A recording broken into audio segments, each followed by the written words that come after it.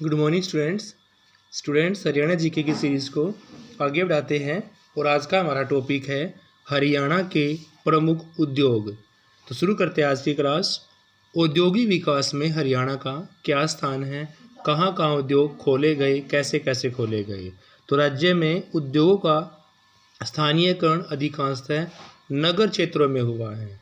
जितने भी उद्योग हरियाणा के अंदर लगे हैं वो नगर क्षेत्रों में लगे हैं। हरियाणा सरकार के द्वारा वर्ष 2000 की बात है, सूचना प्रौद्योगिकी नीति की घोषणा के बाद यहाँ सूचना प्रौद्योगिकी क्रांति प्रारंभ हो गई थी। यानी कि हरियाणा सरकार के द्वारा वर्ष 2000 में सूचना प्रौद्योगिकी नीति की घोषणा करने के बाद यहाँ पर सूचना प्रौद्योगिकी क्रांति प्रारंभ हो गई थी। हरियाणा के एनसीआर में जो नगर है, जैसे गुड़गांव है भाई, फरीदाबाद है, सोनीपत है, बहादुरगढ़ और पानीपत, यहाँ पर उद्योगों का विकास ज़्यादा हुआ है। यानी कि जो क्षेत्र हमारे एनसीआर में आते हैं वे नगर गुड़गांव, फरीदाबाद, सोनीपत, बहादुरगढ़ और पानीपत में उद्योगों का विकास ज़्यादा हुआ है। हरियाणा में क्षेत्रीय विशिष्टीकरण की ओर अधिक ध्यान दिया जा रहा है। जैसे मेडी सिटी है भाई, साइबर सिटी कहाँ है, ये गुड़गांव में। शुगर सिटी कहाँ है, पलवल, रोहतक। और पेपर सिटी कहाँ है, यमुनानगर के अंदर है। देखो यहाँ से आपके कई क्वेश्चन तैयार हो जाते हैं कि भाई जो मेडी सिटी है, साइबर सिटी है, वो कहाँ है, गुड़गांव को बोला जाता है। शुगर सिटी पलवल और रोहतक को बात करते हैं। पेपर सिटी की तो पेपर सिटी आपका यमुनानगर। फिर नेक्स्ट क्वेश्चन है 1937 में भिवानी टेक्सटाइल मिल की स्थापना की गई थी। तो भिवानी में टेक्सटाइल मिल की स्थापना कब की गई थी, 1937 में। और 1945 में सूती वस्त्र की पहली मिल लगी थी। तो क्वेश्चन ये पूछे कि सूती वस्त्र की पहली मिल कब लगी, 1945 में। और 1937 में भिवानी में टेक्सटाइल मिल को स्थापित किया गया था। Technological institutes of textile 12 crore की लागत से 1943 में, कितनी भाई, 12 करोड़ की लागत से 1943 में स्थापित की गई। इससे तैयार माल बेल्जियम, तुर्की, बांग्लादेश इनमें भेजा गया। टिम्बर मार्केट यमुनानगर में सागवान, शीशम, चीड़ और सफ़ेदा इन लकड़ियों का व्यापार भरपूर मात्रा में किया जाता है। कहाँ का भाई, टिम्बर मार्केट यमुनानगर में सागवान का, शीशम का, चीड़ का, सफ़ेदे का, इन सारी लकड़ियों का व्यापार अच्छी प्रकार से किया जाता है। यमुना गैसेस लिमिटेड कहाँ है, यमुनानगर के अंदर। यमुना गैसेस लिमिटेड कहाँ है, यमुनानगर के अंदर है। 1975 में औद्योगिक गैसों के उत्पादन में अग्रणी स्थान प्राप्त किया है। कब किया भाई, 1975 में औद्योगिक गैसों के उत्पादन में अग्रणीय स्थान प्राप्त किया है। सरस्वती शुगर मिल को सर्वाधिक 8000 टन प्रतिदिन गन्ना पिराई की क्षमता का गौरव प्राप्त हुआ है। किसको भी, सरस्वती शुगर मिल कहाँ है, यमुनानगर में है। यहाँ पर सर्वाधिक 8000 टन प्रतिदिन, कितना भाई, 8000 टन प्रतिदिन गन्ना पिराई की क्षमता का गौरव भी यहाँ पर प्राप्त किया गया है। फिर हम बात करते पानीपत की। स्टूडेंट्स, पानीपत में हथकरघे द्वारा दरिया है, बेड कवर, गलीचे, अचार, सूखी सब्जियां इत्यादि का जापान में, यूएसए में, ऑस्ट्रेलिया में, जर्मनी में, यहाँ सारी जगह क्या होता है भी, निर्यात किया जाता है। यानी पानीपत में हथकरघे के द्वारा बेडशीट्स बनाई जाती हैं, दरिया, गलीचे और यहाँ का अचरंगा जो है, अचरंगा बाज़ार, यानी कि अचार, सूखी सब्जियां जो हैं वो ज़्यादा फेमस है। कहाँ की, पानीपत की।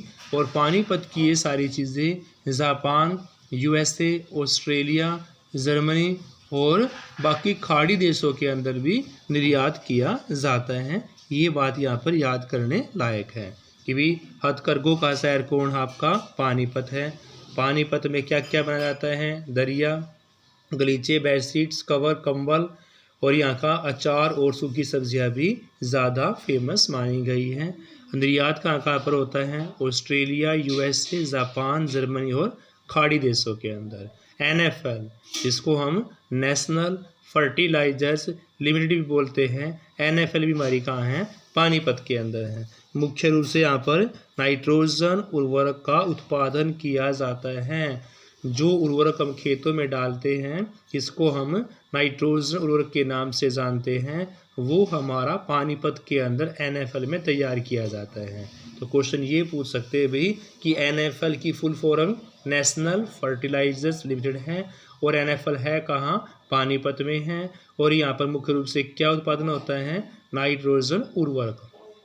फिर है भाई IOCL, जो तेल शोधक कारखाना है पानीपत के अंदर, वो पानीपत के ब्योली गांव के अंदर है, जिसको हम बाहुली के नाम से जानते हैं। वैसे सिंपल लैंग्वेज को ब्योली बोलते हैं। और ब्योली कहाँ है? पानीपत में। और यहाँ पर तेल शोधक कारखाना है जो यहाँ पर 1980 में स्थापित किया गया था। इसकी उत्पादन की क्षमता 15 मिलियन मीट्रिक टन प्रति वर्ष है।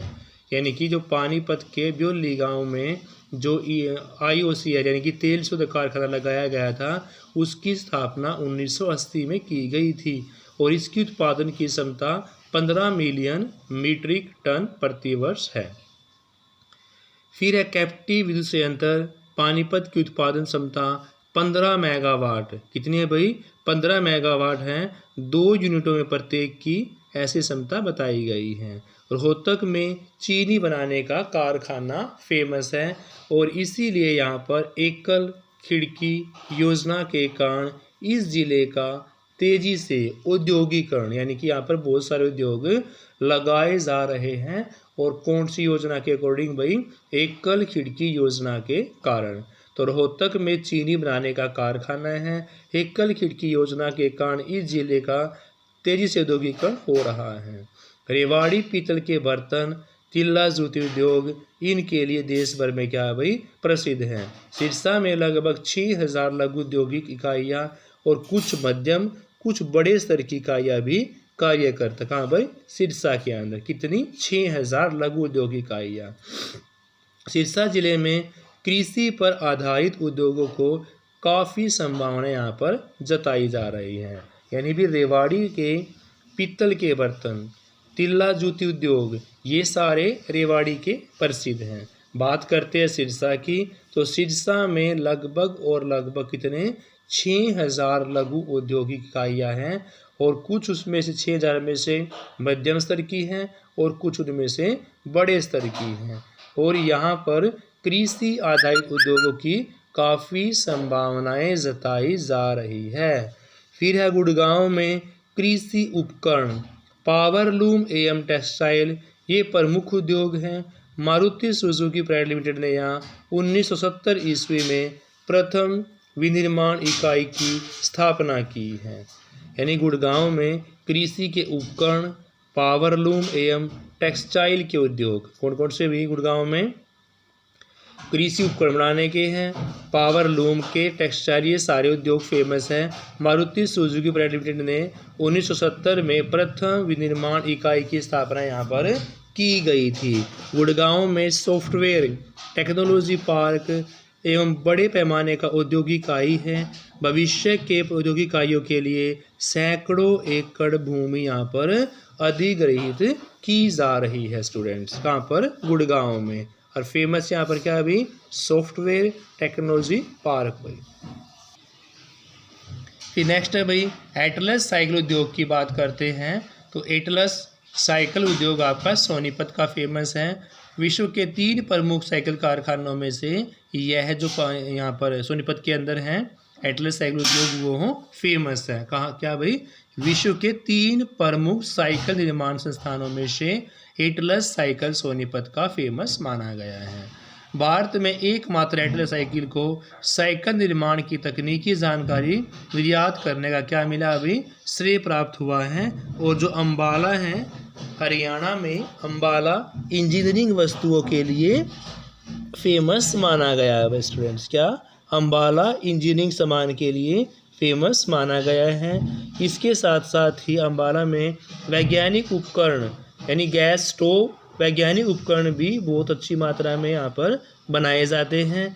देश की बात करते हैं तो 20% वैज्ञानिक उपकरणों का निर्यात करने का श्रेय क्या जाता है, अंबाला ज़िले को जाता है।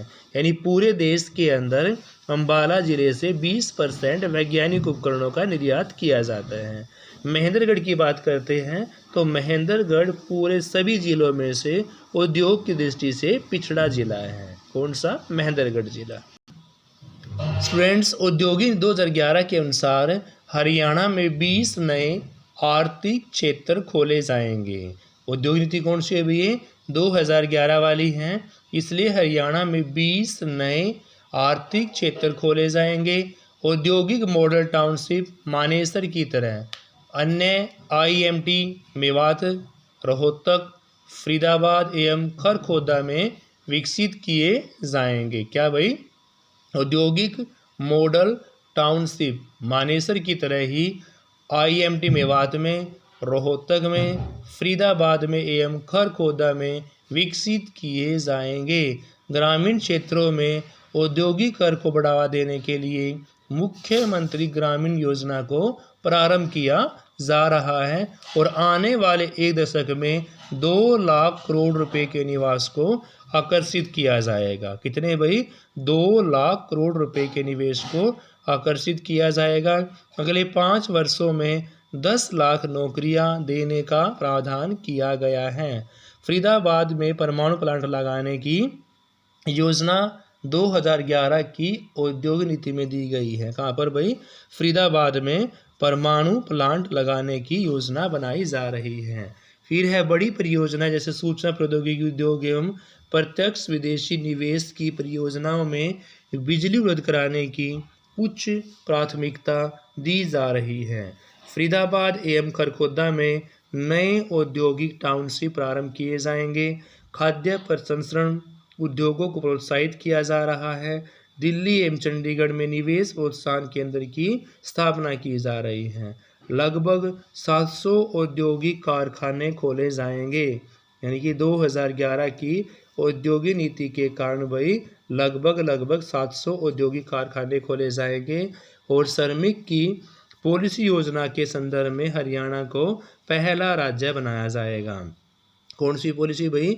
श्रमिकों की पॉलिसी योजना के तहत हरियाणा को पहला राज्य बनाया जाएगा। ये सारा आपका औद्योगिक नीति 2011 के अकॉर्डिंग घोषणाएं की गई थी। अब आपकी नई नीति है 2020 वाली, हरियाणा उद्योग की नीति 2020।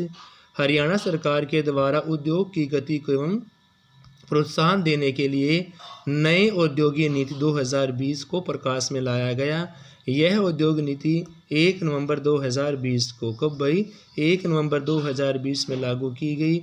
इस नीति के अंतर्गत जो प्रदेश सरकार है 1 लाख करोड़ रुपए का निवेश, इतना भाई 1 लाख करोड़ रुपए का निवेश युवाओं के स्वर्णिम भविष्य हेतु और 5 लाख रोजगार देने का लक्ष्य भी सृजित किया जा रहा है नई औद्योगिक 2020 के अनुसार। क्या भाई?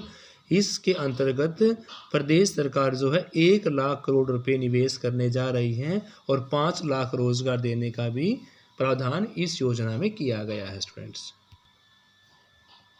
प्रदेश के सभी 22 जिलों में औद्योगिक प्रतिष्ठानों को सरकार द्वारा सशक्त बनाया जाएगा और निवेशकों के लिए एक बेहतर माहौल बनाया जाएगा। यानी कि नई उद्योग नीति के अंदर जो 22 जिले हैं वहाँ पर औद्योगिक प्रतिष्ठान को सरकार द्वारा सशक्त बनाया जाएगा और साथ ही साथ निवेशकों के लिए एक बेहतर माहौल तैयार किया जाएगा। नई औद्योगिक नीति के अंतर्गत भूमि, श्रम, संस्थागत तंत्र में नियामक सुधार किए जाने का प्रावधान भी यहाँ पर किया गया है। प्रदेश की सरकार के द्वारा MSME सूक्ष्म लघु एवं मध्यम इंटरप्राइजेज क्षेत्र के लिए भविष्य में विकास की परियोजनाओं को आरंभ किया जा रहा है। किसके द्वारा भाई? MSME सूक्ष्म लघु और मध्यम इंटरप्राइजेज लिमिटेड के द्वारा। निवेश को बढ़ावा देने के लिए प्रदेश की सरकार ने 7 क्षेत्रों को क्या किया गया है, रेखांकित किया है, जो वस्त्र, इलेक्ट्रॉनिक सिस्टम डिज़ाइन एवं विनिर्माण, रक्षा एवं एरोस्पेस विनिर्माण, दवा एवं चिकित्सा उपकरण, पेट्रोकेमिकल सेक्टर, ऑटो गट्टे एवं हल्के इंजीनियरिंग उद्योगों का पर आधारित किया गया है। यानी कि निवेश को बढ़ावा देने के लिए प्रदेश सरकार ने 7 क्षेत्रों को चुना है, जो वस्त्र, इलेक्ट्रॉनिक सिस्टम डिज़ाइन है, रक्षा एवं एरोस्पेस निर्माण है, दवाइयों का है, चिकित्सा उपकरण है, पेट्रोकेमिकल सेक्टर है, ऑटो है और ऑटो के घटक हैं। इन सबको इसमें शामिल किया गया है स्टूडेंट्स। फिर है ग्रामीण क्षेत्रों को प्रोत्साहन देने के लिए पंचायतों ने औद्योगिक पट्टे पर दिया जा रहा है, यानी पंचायत को उद्योग पट्टे पर दिया जा रहा है। इस नीति के अंतर्गत ही प्रदेश के युवाओं को लगभग 75% क्या दिया जाएगा भाई, प्राथमिकता दी जाएगी। यानी जो उद्योग लगाए जा रहे हैं अपने हरियाणा राज्य के लोगों को वहाँ पर 75% प्राथमिकता दी जाएगी। युवाओं को औद्योगिक क्षेत्रों में रोजगार करने के लिए रोजगार कौशल विकास का प्रशिक्षण भी दिया जा रहा है। देखो यहाँ 75 तो उनको प्राथमिकता दी जाएगी, उसके साथ साथ उनको रोजगार कराने के लिए रोजगार कौशल विकास प्रशिक्षण भी दिया जाएगा।